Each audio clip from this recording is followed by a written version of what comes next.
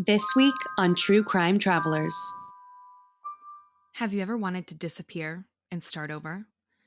Well, Michael Brown, his wife Nan, and their son Watson are doing just that, leaving their old lives behind to start fresh in the remote paradise of Bocas del Toro, Panama. But here's the catch. Michael Brown isn't just running from the daily grind. He's running from a criminal past. Rumor has it he was a drug trafficker and escaped inmate on the run. And his name wasn't even Michael Brown. It was Michael Francis Salem, wanted in Florida. He, along with his wife and son, escaped to Panama to live a life hidden in the jungles of Bocas del Toro, a town that has become a refuge for people with secrets, fugitives from justice looking for a place to disappear. And as the saying goes, everyone in Bocas is either wanted or unwanted. And in this tropical paradise, you never really know who you're dealing with. Welcome to True Crime Travelers, where we investigate suspicious murders and disappearances abroad, but from a traveler's perspective. We're Alexa and Amelia, award-winning travel experts who are obsessed with safety and true crime. We're not here to scare you, we're here to prepare you. So if you guys follow me on Instagram, you know that I'm obsessed with Dateline, like the TV show Dateline NBC, where they cover true crime stories. I watch every episode. I've watched every episode since I was like 14. It's one of those weird American Girl obsessions, I know. And Emmy, this true crime obsession, is it a thing in Mexico or in Spain? Not really. I had never watched Dateline until I watched it with you. But true crime in general, in Mexico, it has become a bit of a thing. And in Spain, I feel like it's starting to. But it's definitely a big American thing. Okay, so I'm like the typical American girl here. Oh, yes, you are. You love Hot Pockets. I love Hot Pockets and Dateline. Those are like my comfort foods. And when I travel, no matter if I'm sleeping in Serbia or South Korea, I have Dateline with me. It's like my comfort blanket of a TV show. And there are only a few episodes that I have watched over and over throughout the years. And one of those episodes is about today's case. I know it well, but I've never had anyone to discuss it with at length until now. I have Amelia and I have you guys, our true crime travelers. So I'm about to nerd out and go really deep on today's case. Are you ready for it? I am so ready. I love when you nerd out. I do. And we have our beers ready. So a little cheers to you. Cheers. So let me tell you guys about the case, or technically the multiple cases, which have captured my brain for over a decade. This case involves a serial killer in Central America preying on expats. And this case takes place in Panama, a small country squeezed between Costa Rica and Colombia. Panama's low cost of living, easy visa policies, and tax haven status have made it a magnet for expats looking for a fresh start. But there's more. Panama's bureaucratic loopholes, especially in enforcing its extradition treaty with the US, has allowed fugitives to slip through the cracks. Within Panama, one of those places that feels like the perfect place to disappear is called Bocas del Toro. I want you guys to be able to picture the layout of this town.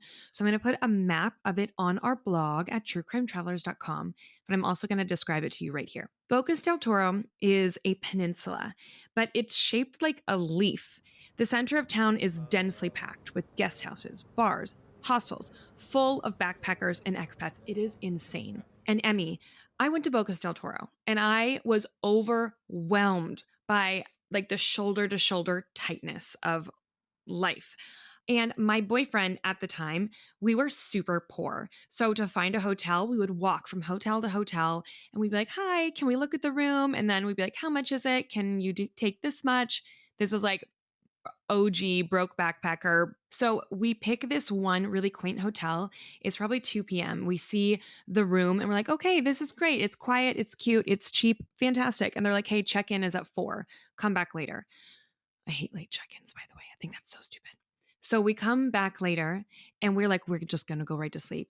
We lay down and about 8 o'clock. Boom, boom, boom. The entire Bocas, it felt like, turned into a party. I swear to God, I feel like I'm inside the party. And I stand up on my bed, I open the shutters, and do you know where they opened into? The party. The guest houses were so densely packed that the guy standing on the other side could have handed me a beer if he wanted to. And no, I didn't take the beer. I was like pissed off. I just was so pissed off, but I did not sleep that night. This is Bocas. But the charm of Bocas is the fact that there are all these hostels and bars that you can only get to by boat. So everything feels like an adventure once you leave kind of like the main part of Bocas. It all feels just like a fun little adventure. And on that note, it is this fun little adventure, this leaf shape of the peninsula, that provides inlets and islands and little hidey holes for people who want to be unseen, for people who want to disappear. And that is exactly what happens in Bocas del Toro.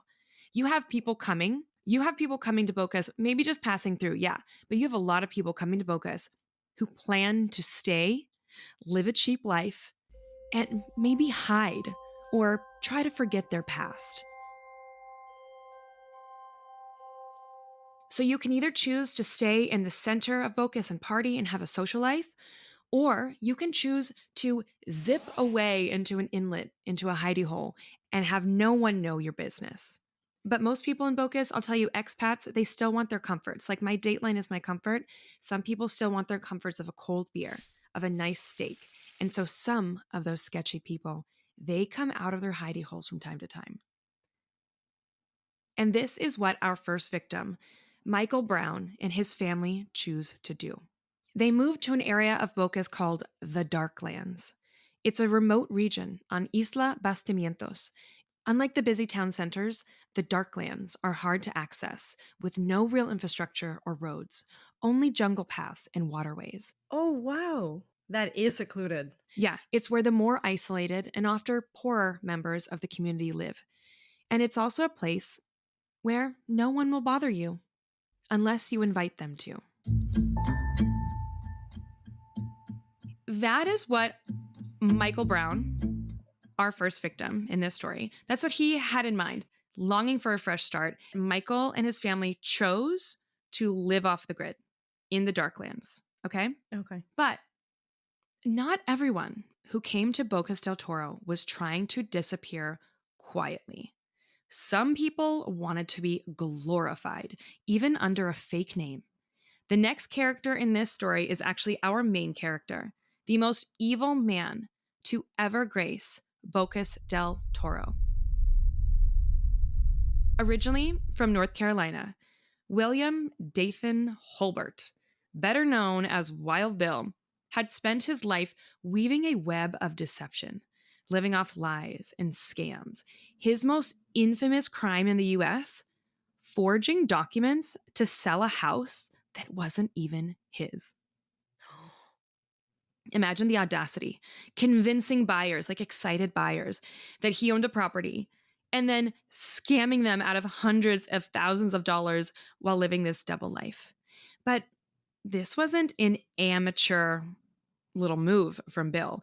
Wild Bill, the nickname that he has gained over the years, or maybe given himself, I'm not really sure, has perfected the art of deception, manipulating paperwork and identities like a seasoned con artist. He's cunning, charming, and ruthless. And physically, he was hard to miss. I mean, I'm going to send you a photo of Wild Bill right now, okay? Mm-hmm.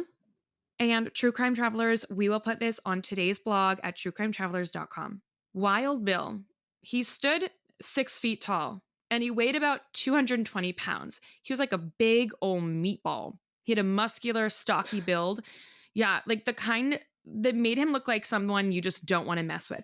And his hair, he had like crazy people hair. Dirty blonde, often cut really short, really, really curly. So it almost was like a clown head, clown hair, clown head. And he has this intense, almost piercing stare that could flip between charm and evil in a second. For years, you guys, Wild Bill managed to stay one step ahead of the law, but his crimes finally caught up with him. He ended up, Emmy, on America's Most Wanted. Do you know this show? Yeah, I do. Wild Bill, his face was on there because there was a warrant out for his arrest. And get this, him and his girlfriend, Laura Reese, they were on the run. Then there was an incident in which they were pulled over by law enforcement and then they took off and it was a high-speed chase and they got away. No. This is a girl that he met at work or something, and she was like equally sketchy, and they banded together. So basically, they knew they had to disappear immediately. But they didn't just flee the country, they didn't just like do it in the middle of the night. No, these two, the showmen that they were, orchestrated an escape that feels like something more out of a movie. Wild Bill and his girlfriend Laura Reese, aka Jane, concocted an audacious plan, one that would throw investigators completely off their trail. They decided to flee in style, boarding a luxury cruise ship bound for Central America in 2006. It was the perfect cover. They blended in seamlessly with vacationing tourists, laughing, smiling, sipping cocktails by the pool, acting like carefree travelers on a dream getaway. These were the kind of people that no matter what they were doing, they could like sociopathically shove it back into like a different version of reality and just live the lives that they wanted to. To everyone on board, this couple was just another happy couple enjoying the seas. But beneath the surface, as we know, Bill and Laura were running from their past. And their escape plan was unbelievable. When the ship docked in Costa Rica, they didn't join the crowd of tourists for sightseeing tours or beach excursions. Instead, they ran. I mean, these two planned ahead. They bought fake Dutch passports for $600. Oh. Yeah. And they used these passports to enter into Panama and Costa Rica, technically. And once they entered into Panama and did not get back on their cruise ship, Wild Bill bought a car and he bought a gun, and the happy couple made their way to Bocas del Toro, Panama. I know you want to say Chan Chan Chan so badly. No, I was gonna say, like, this is like a tropical version of Bonnie and Clyde.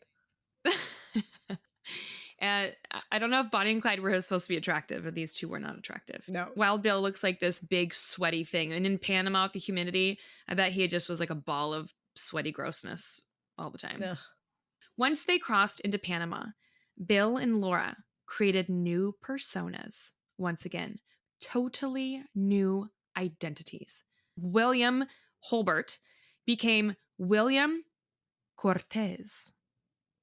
Oh, so he wanted to like really blend in. That's a Latin name. That's a Latin name. Cortez is a Latin name. And get this, and me, this pendejo, he told people that his parents were Mexican, but his Spanish was terrible.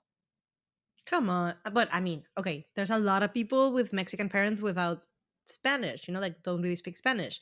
But he doesn't look Latino at all. No, he doesn't seem Latino. And this alone tells me that this guy was drunk on power, but sloppy. And there was actually a man named Scott who is a very important key player in this story. You'll come to find out.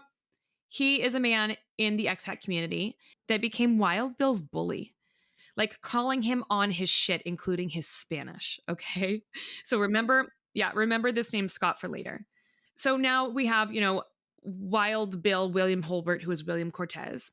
Now his girlfriend, Laura Reese, became Jane. So Wild Bill and Jane. So yes, Wild Bill didn't want to just hide. He wanted to rule. And he discovered the biggest loophole in Panamanian law that gave Wild Bill instant, dangerous power. What made Wild Bill so dangerous wasn't just his thirst for power. It was knowledge of Panama's biggest and most dangerous loophole in property laws.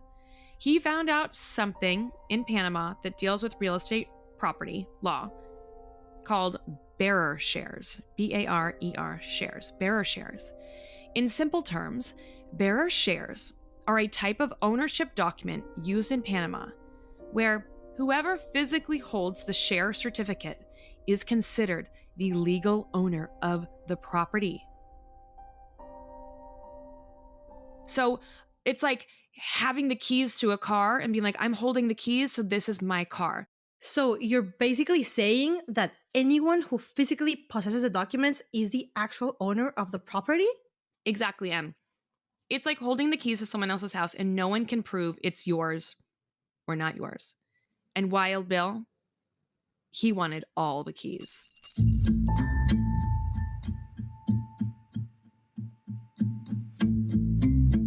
So back to Michael Brown, the father and husband living in the Darklands. His son, Watson, was almost 17 years old and completely isolated. Michael knew that he needed to make a change in lifestyle for his son. So he made the decision to put his house up for sale. Under the pretense that Wild Bill was an interested buyer who intended to purchase Michael's home, Wild Bill visited the property for a tour. Except Wild Bill didn't need a tour to be convinced that he wanted this house. He wanted it, and he was going to get it. He and Michael made their way towards the back of the property. There's like a well towards the back of the property. So you come up on a boat, there's a dock, there's a big front yard, then there's this big house, and then around the back there's a well. They made their way towards the back of the house, and that's when it happened. Wild Bill pulled out a gun, and he shot Michael in the head, killing him instantly. Then there was Watson Brown. Wild Bill went and got Watson, and he said, "Hey, your dad is out back and he needs your help. Can you come help us?" He took Watson behind, a 17-year-old child, and shot him in the neck. 2 deaths, but there was one more. There was Nan Brown, who was gardening nearby. She's just on her property, gardening in paradise. While she was bent over, completely unaware of what was going on, Wild Bill shot her too. Wild Bill eliminated an entire family in one afternoon. After killing them, he dragged their bodies and buried them in shallow graves on the property.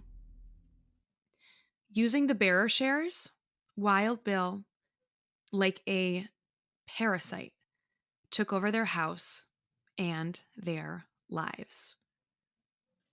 Wait, but no one noticed that this whole family was gone and that Wild Bill was now living in the property? Yeah, this is like the only place in the world that this can happen. Michael and his family were reclusive. There wasn't anyone to miss them. They didn't have this like daily routine. They didn't have these daily connections. And travelers, they move on all the time. And people knew that they wanted to sell their house. So if you don't really have tight friends, they're like, "Oh yeah, those people, I knew they wanted to sell their house. Oh, and this new guy, he's nice. He moved in." Makes sense. With the property now legally in his control, Wild Bill didn't waste any time. He renamed the Browns' house to Casa Cortez and transformed it into a hostel for tourists. To any unsuspecting guest, Casa Cortez seemed like the perfect little tropical getaway. A gorgeous home set against the backdrop of lush greenery, the turquoise waters of Bocas del Toro, and the easy charm of a friendly American host. Wild Bill loved being the host of this property. With his larger-than-life personality, he played the perfect innkeeper, grilling steaks, hosting parties, and loving to tell guests, like all of his tales of life and paradise. Like he loved being this star. But what no one knew was that just a few hundred yards from where they were lounging, swimming, and enjoying their vacation, the bodies of the Brown family lay buried. Every time a new guest checked into Casa Cortez, they were unknowingly stepping onto land stained with the blood of the family that had once called it home. What happened next will blow your mind, and we'll get to it right after this break. Do you ever dream of just packing up everything and moving to the other side of the world? Well, I can teach you how. In my new book, The One-Way Ticket Plan, Find and Fund Your Purpose While Traveling the World, I give you real advice on how to make money abroad, how to actually afford this, and how travel can lower your cost of living, aka travel can be cheaper than living in your home country. I'm Alexa West, and I left the country with just $200 in my pocket after college. And I turned that $200 into over 10 years of living abroad full-time. And now I'm teaching you how to start your own adventure, no matter your age, budget, or travel experience. I'm proof that your dream life can be your real life, and you ain't gotta be rich to do it. From guidance on traveling safely, using strange toilets, coping with loneliness, and avoiding the tourist scams, the One-Way Ticket Plan provides the tools and inspiration to turn even the most inexperienced explorer into an expert traveler before even leaving the couch. Get your copy of the One-Way Ticket Plan on Amazon, Audible, or wherever it is you get your books to start your adventure now. Wild Bill had killed Nan, Watson, and Michael Brown and took over their home. He was even living off of nearly a $300,000 nest egg that Michael left behind. Wild Bill was able to access the money that Michael had left. But he wasn't just content with taking over the Browns' life. He now needed to make a splash in the community, let people know who was king around here. Wild Bill began climbing the social ladder. And then eventually he decided that on the dock of Michael's house, the one he was living in, Wild Bill did what many expats in tropical paradise areas dream of doing. He opened a bar and grill on the water. Yay! The Jolly Roger Social Club is what he called it. It became a local favorite, with Wild Bill grilling steaks in a Viking hat, laughing with the locals, playing the part of like the carefree expat living the dream. A sign at the entrance of this place read, 90% of our members survive. It was meant as a joke, but in hindsight, it was a chilling hint at the horror that was happening just beneath the surface. So you would think that would be enough, right? He's killed 3 people. He has a beautiful home, hostel, and bar for free. He has access to Michael's money, and he has his partner, Jane, by his side. But Wild Bill, no, he wasn't satisfied. He wanted more. Another property. Enter Bo Eisler, an American expat who had been living in Bocas del Toro for years. Unlike the Browns, Bo Eisler had people that cared for him. He was kind of social here and there, but he too also liked his isolation, living a peaceful life on his beautiful piece of land, surrounded by the lush greenery. But eventually, like many expats, Bo had begun to feel the pull to move on. He was ready to sell his property and find a new adventure. And then one day, with this dream of moving away in action, one day, Bo simply vanished. At first, no one thought much of it. After all, in a place like Bocas, people came and went all the time. But as weeks turned into months, Bo's absence became more and more noticeable. His friends started to worry, and rumors began to swirl. What had happened to Bo? Emmy, you can guess what happened to Bo, right? I think so. Another shot to the head, another acquisition through bearer, shares, another property that Wild Bill was now appropriating. I mean, it's pretty obvious, right? Yeah, so we're seeing this pattern in Bocas, and this pattern did not sit well with Bo Eisler's friends. 5 months after Bo's disappearance, his friends and neighbors were fully convinced that something had gone wrong. And so they reported Bo Eisler missing. For the first time, people in Bocas del Toro were beginning to suspect a possible killer on the loose. If the disappearance of Bo Eisler shook the community, it was nothing compared to what happened next. Cher Hughes was a well-known figure in Bocas del Toro, a vibrant and outgoing woman who loved life and lived it to the fullest. She was the life of every party. Cher owned a small private island near Bocas, a little slice of paradise where she hosted legendary parties that people talked about for weeks afterwards. And I'm sure it wasn't just alcohol. I'm sure there was more to that party. But Cher wasn't just a party girl. She was a complex person with her own struggles. Behind the laughter and the good times, Cher was dealing with her own demons. She had been through a lot in life, and while she put on a brave face, those close to her knew that she was struggling. But one of the things that brought Cher so much joy was her guest house, Casa del Sapo. What does that mean, Emmy? Toad's house. Okay. Cher owned the Toad's house, a charming little place where she welcomed travelers from all over the world. But running a guest house, that is really hard work. And over time, the weight of it all just began to wear on her. She started thinking about selling the property, about finding a new adventure, or maybe just taking a break for a bit. That's when Wild Bill came into the picture. He saw another opportunity in Cher, another property to take, another life to snuff out. He approached her with his usual charm, offering to buy Casa del Sapo and take it off her hands. Cher, exhausted and perhaps a little relieved at the thought of passing on the responsibility and the new money, began to consider his offer. But before any deal could be made, Cher vanished. And that was Wild Bill's biggest mistake. People noticed Cher's disappearance right away, immediately. The rumors spread quickly. Had she left on her own, or had something happened to her? Meanwhile, Wild Bill publicly takes over Casa del Sapo, Cher's guest house on her private island. But by now, being a serial killer was getting exhausting. Bill was drinking a lot and didn't keep the place well. You can actually go on TripAdvisor and read reviews and see Casa del Sapo. Okay, Emmy, I'm sending you this TripAdvisor link on WhatsApp. And True Crime Travelers, I will put this in the blog of today's episode. You can see photos of this place, and the best photos of this place accompany a 1-star review that I'm going to read to you right now. This 1-star review says, "Buyer beware and Google Casa del Sapo before you book. There is history. The web pictures are impressive for sure, and the location is beautiful. Other than that, it was a nightmare for us. The suite upstairs in the back house had potential. Our bed linen was torn, stained, and disgusting on both beds. The curtains were shredded and provided no privacy from the neighbors, which is another story of barking dogs and parties. See, I told you. There was limited kitchen equipment.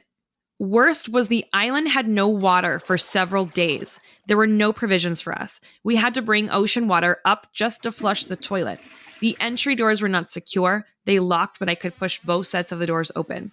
We were told up front of a very disturbing story from the former owner's sister. And we were very frightened. And we were only told after we arrived. We had originally booked for 2 months, and we left 2 days after. We paid a deposit, and the balance was returned." What? So they did what a lot of people do. So you guys, they booked this guest house for 2 months. This is a place where people come and they stay for a long time, and they have hopes of living there. So these people booked it. And then they got there and they're like, oh, this is run down. And then Cher's sister is there to take care of it. And she's saying, this is what happened. I just want to be upfront with you. The point being, this place went downhill. And this is the kind of area that Bocas del Toro is things don't always run properly in paradise, you guys. You want to live on these overwater huts. It comes with issues. And if there's not someone upkeeping it, the issues become in your face. So this was by far Wild Bill's dumbest, most careless mistake, is taking out someone who was so loved and then just outwardly taking over her business. Come on, dude. People started to notice. They started to connect the dots. Beau's disappearance was still fresh on everyone's mind, and now Cher was gone too. The pressure in the community was on. Then a tip came into the police from one of Wild Bill's gardeners. Wild Bill over the years, had become so drunk on power that he was asking his gardeners to dig shallow graves in the back of Casa Cortez, the house he stole from his first 3 victims. He was asking them to dig his graves. And it seemed odd, yes, but the crew didn't think much of it until the stories of the missing expats began to surface.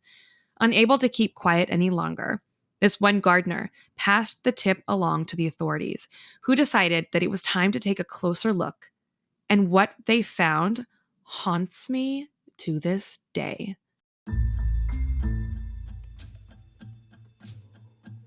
June 11th, 2010, the day that Bocas del Toro was turned upside down.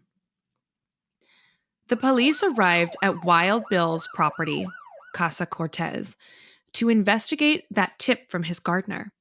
But Bill was already gone, tipped off by a friend. He and Laura Reese, aka Jane, had fled, leaving behind a scene of unimaginable horror. As the police dug through the dense underbrush, they uncovered a nightmare. 5 bodies were found on this property, each one of them telling the same tragic story. Michael Brown, the man who had come to Bocas del Toro to start a new life, and his family were found. Bo Eisler, an expat who vanished in 2009, was found. Cher Hughes, the party girl with this big heart, was found. And among the remains, they also found Cher's dog. Oh my God. You have to be an absolute heartless person to kill a dog. Then, inside Wild Bill's house, the police found more chilling evidence. Gold teeth pulled from the victims' mouths. No. Documents that had belonged to them, and other personal items that painted a grim picture of what had taken place. The creepiest thing they found in his house? Bo Eisler's walking stick. The walking stick that he used to go everywhere. But where was Wild Bill and Jane? Ladies, I am on a mission to turn all of my lady listeners into outdoor campers. No men required. Amelia and I recently had a girl camping weekend here in Washington. Yeah, my boyfriend was there, but we left him on the other side of the campground to set up his ugly brown tent while he fiddled with sticks and clips, while Amelia and I transformed our side of the campsite into the ultimate glowy outdoor haven, minimal effort needed, and beer in hand the whole time. The camping gear that I love is called Natural Life. It's super durable, but it's also very boho chic. I want to be a tough girl, but I want to make it cute, you know? I am obsessed with everything outdoor that they have. It's all very like floral, pink, but also very practical, easy to clean, waterproof. So our setup had this beautiful fuzzy blanket that we used as a doormat and a hangout space. Then we had matching chairs with a table with built-in cup holders, which is so useful when you're camping. We also had the most gorgeous tent that, yes, it looks pretty, but it rained that night and Amelia stayed completely cozy and dry. And the key, you guys, to camping, to a beautiful camping space, is outdoor fairy lights. I know it sounds extra. Be extra. The outdoor fairy lights transformed our entire place. It just brought it all together. So yes, you can be a tough girl in the wild and still keep it cute. Emmy and I made a video of our entire setup that you can see on this episode's blog at truecrimetravelers.com, where I'll also share my must-have camping gear from Natural Life. These escape artists did what they do best. Wild Bill and Jane managed to exit Panama without getting caught. But Wild Bill's luck was about to run out. After fleeing Bocas del Toro, he and Laura Reese crossed over into Costa Rica. They tried to keep a low profile, but their faces were all over the news. And honestly, Wild Bill, he's pretty recognizable. It wasn't long before a hotel owner recognized them and alerted authorities. But Wild Bill wasn't ready to give up. This is about to get really like 007 Bonnie and Clyde. In a desperate attempt to escape, they stole a boat, dumping its owner into the water, alive, thankfully, and tried to make their way to Nicaragua. But the soldiers in Nicaragua were ready. They caught the pair at gunpoint. And despite their attempts to pass themselves off as Dutch nationals, Wild Bill, had his passport. It didn't take long for authorities to figure out who they really were. The pair were detained, identified, and taken by plane to Panama City, where they were greeted by onlookers and journalists.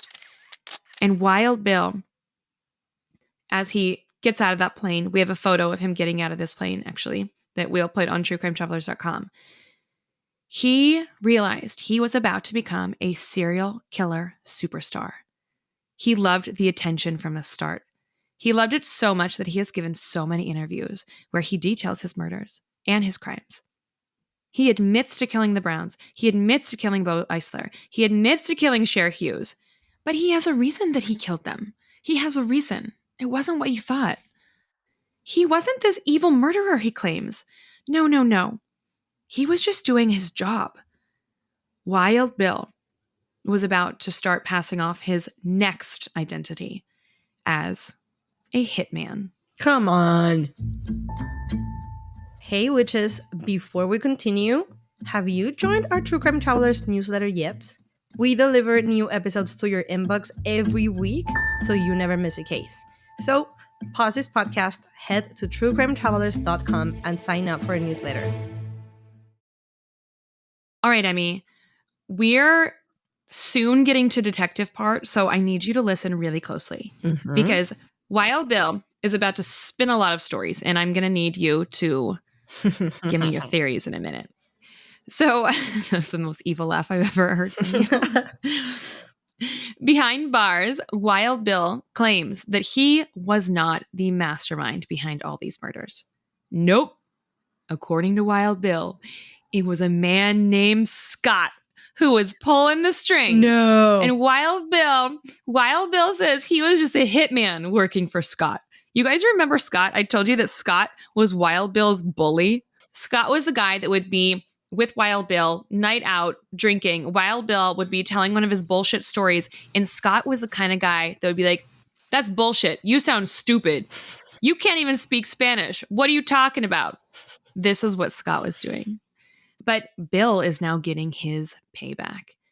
Wild Bill is blaming this all on Scott. And guess what? It works. Scott is then dragged into legal proceedings to clear his name.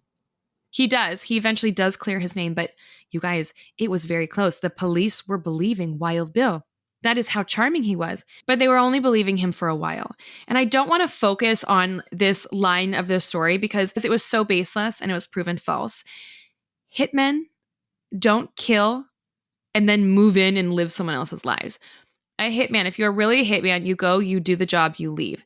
Wild Bill would go, he'd be a parasite. He would kill and he would move in and he'd stay. Furthermore, Wild Bill, Emmy, get this. He says that he didn't kill Cher because of a hit. So he's like, yeah, Scott made me kill Nan, Watson, Michael, and Bo, but I didn't kill Cher from a hit. No, that was my choice. I killed Cher out of empathy to end her suffering. She was just so miserable. Come on. Psychopath alert. Psychopath alert.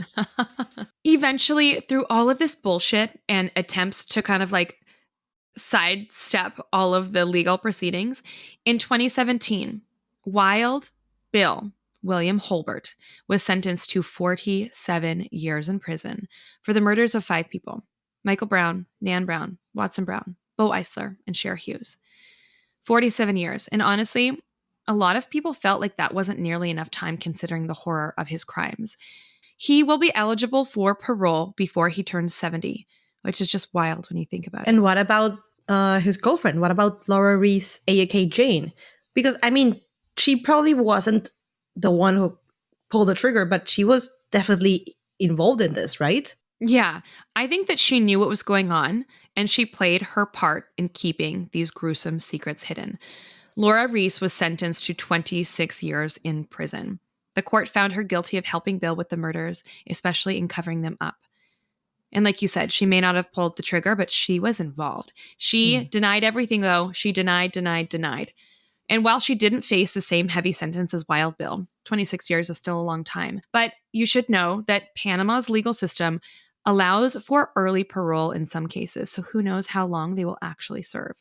But Emmy, from prison, he is a celebrity. From prison? Yeah. This was such an easy case for me to dive back into because there are so many interviews, because that's all he does with his time. He just wants to talk. So, True Crime Travelers, in a case like this where it is solved, but there is so much information in front of us, we like to dig deeper.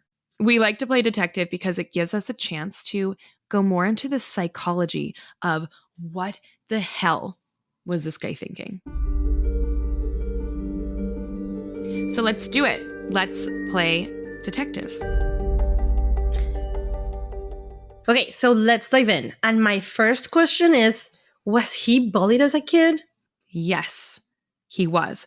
There is this awesome podcast, I think it's called Scott versus Wild Bill, and I'm not all the way through it yet, but they do talk about growing up, Bill was bullied. If you ask him, though, he has this like vision of himself that he was the prom king, but if you ask his classmates, they made fun of the size of his head. Okay, that makes all the sense in the world. So many serial killers have been bullied in the past, and they have so many rejection issues that leaves a mark, you know? What starts as them feeling powerless turns into this overpowering desire for power. And I think that it's key in understanding that Bill didn't really con these people out of money. He did it for power because he wanted to be the king of Bocas del Toro, right? See. And I think what is really interesting about this case is how many people fell for his charm, when actually that charm and many of the things in this story can be massive red flags for his psychopathy, you know? Psychopaths can be massive manipulators. So I think that could be like number one. And number two, the lack of empathy. How you just told us that he was saying that he killed Cher out of empathy. That's completely fake. He, in all of his actions, he clearly demonstrated no empathy for anyone. Killing Watson, Michael's kid, and killing the dog. Why would he have to kill the dog? I know. Like, so he really fits the serial killer profile. then the last one, his like sense of grandiosity, one of the biggest red flags of a psychopath or a psychopathic personality. Like when they think they're like this god that can like walk on water, when they're actually not really that, you know? So girls, if you're dating someone right now and they show these signs like no empathy, superficial charm, and like needing to control everything, they're probably a serial killer. Yeah, like I want you guys to be like doing a mental check, like, oh, grandiosity, power trips, manipulation. If you check like 7 out of 10, run for your life. And you know what? I have to say that this story and his personality is making me think of other two really famous serial killers. Oh, I love serial killers. Which ones? Although I do have to say, like, he wishes, because he was very sloppy. He wishes. Like, these two went into serial killer history, and there's movies about them. And the first one is, of course, Ted Bundy, one of the most famous serial killers. And he was very known for his very special charm. He could charm anyone he came in contact with. And that's how he got away with murder for such a long time. And the second one is John Wayne Gacy. No, not the cowboy, the serial killer. And this guy, he was known for hosting parties and to really be blending into the community. But meanwhile, he was hiding really monstrous actions. I think that you're spot on when you're like, he wishes, because you're right. He is a tormented little boy who has big issues. The point is that Wild Bill is sloppy.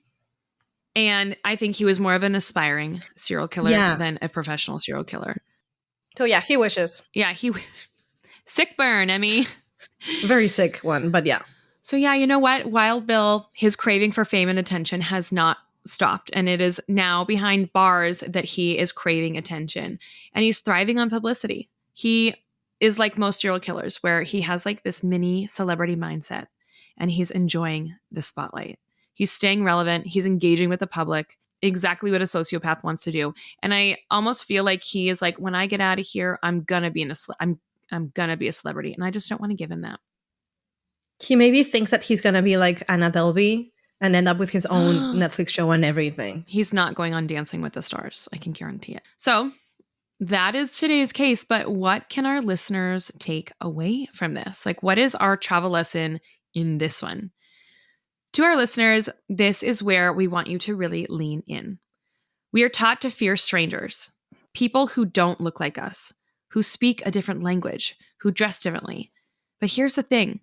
Statistically, when you travel, you are most likely to be harmed or killed by another traveler, someone who looks like you, talks like you, and makes you drop your guard. The lesson here is simple but crucial. Don't trust someone just because they seem familiar. Just because they remind you of someone from back home or share your accent doesn't mean they're safe. In fact, those similarities can be exactly what a predator uses to lower your defenses. So trust your instincts. Your gut will never lie to you. Be cautious, even in paradise. Emmy, do you have any thoughts to add? I want you guys, when you are dating someone or meeting someone abroad, like keep this like checklist in mind. Probably not everyone you meet is going to be a serial killer, but you can run into narcissists or difficult personalities who are probably not going to be good people for you. So just keep in mind the kind of things that we mentioned, people who are manipulative or have this like false sense of grandiosity. Just keep it in mind and trust your intuition always. I totally agree. Okay, so where are we going next week? This is going to be bittersweet for you. Oh, no. We are going, Emmy, to a place that you haven't been in a while. We are going to your home country of Mexico. Okay, that's exciting. Yay.